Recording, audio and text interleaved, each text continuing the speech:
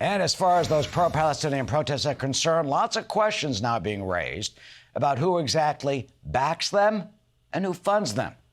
On Capitol Hill last week, Israeli activist Noa Tishby called on the FBI to investigate who is providing the money for these pro-Palestinian organizations that have been protesting on the streets of our country. Some say they may be getting money from terrorist groups such as Hamas. Those claims unconfirmed. Florida, though, has already ordered the deactivation of one of those groups from college campuses. And the Virginia Attorney General is now investigating another one of those groups. Noa Tishby joins us now. She is the best-selling author and a former first-ever special envoy for combating anti-Semitism and delegitimization in Israel. Ms. Tishby, welcome. Thank you for joining us. What did you tell Congress last week about who's backing these organizations? So thank you so much for having me. First, let me be clear. These are not pro-Palestinian demonstrations. These are pro-Hamas demonstrations. If you are pro-Palestinian, what you will do is actually help Israel get rid of Hamas. There are voices coming out from Gaza right now of Palestinian citizens that are finally able to communicate and explain that they have been used for years as a human shield for Hamas nefarious activity. This is what we're trying to communicate to the world now.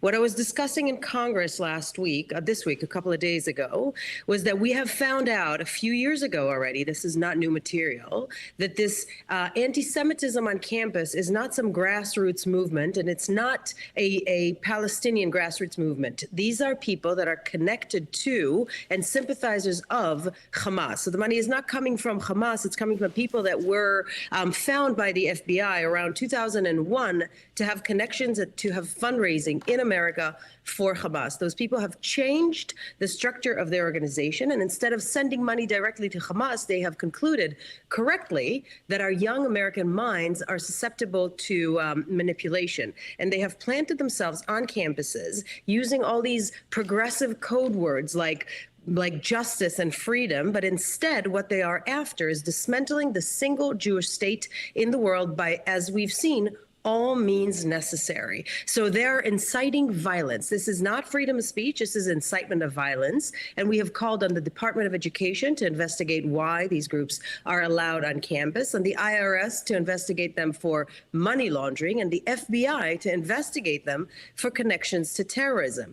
These demonstrations, as we can see in America, are violent, they are aggressive, they are mean, they tear down American flags. And as I was saying, there's a direct line between tearing down posters of children that are hostages in Gaza to tearing down the American flags. This is un-American. You know, you talk about inciting violence. I mean, I've covered some of these protests, and I actually heard pro-Palestinian, kill more Jews. That's, to me, pro-Hamas. That's pro-terrorist.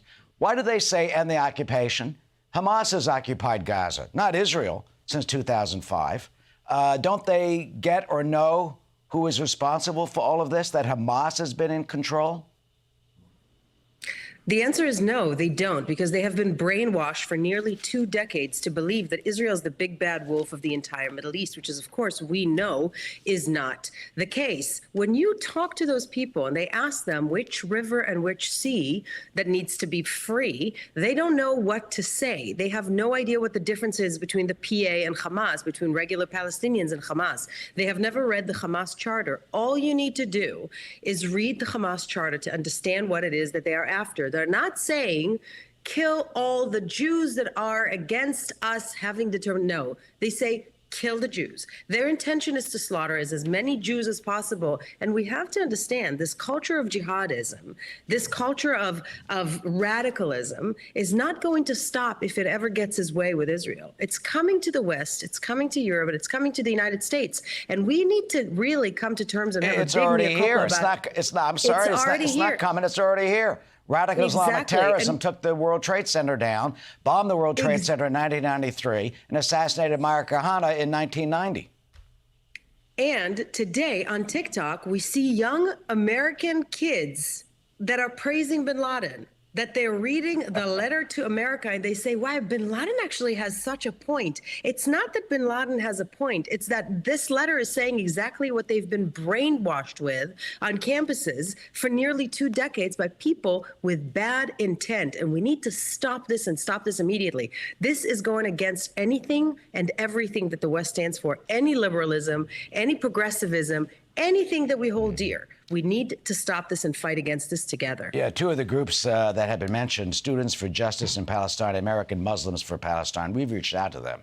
Haven't had any comment yet, but here's what CARE says about all this. Let me read you what they say. Quote, targeting Muslim and Palestinian American organizations with baseless and irresponsible smears threatens the safety of their staffers and communities they serve, from the McCarthy era to civil rights movement to the post 9/11 years. We have seen politicians use this playbook before. These witch hunts will not stand, God willing. Are these witch hunts, as Kara says, that you're smearing, people of goodwill? What kind of human rights are they talking about? What if you're a woman in Gaza, what kind of human rights do you have? You have none of this. Those people are insane. There are over 239 hostages that are held right now in Gaza, women and children, the youngest the age of 9 months, or actually a few days, because a woman gave birth in Gaza in recent days. Yeah, there was a woman that gave, an Israeli woman that gave birth. To 85 years old. This is human rights. They need to stop this and stop this immediately. And SJP and AMP need to be stopped in America. The computer cutting us off, but will not be cut off, are the heinous cries and calls for killing more Jews from these protests that I've seen.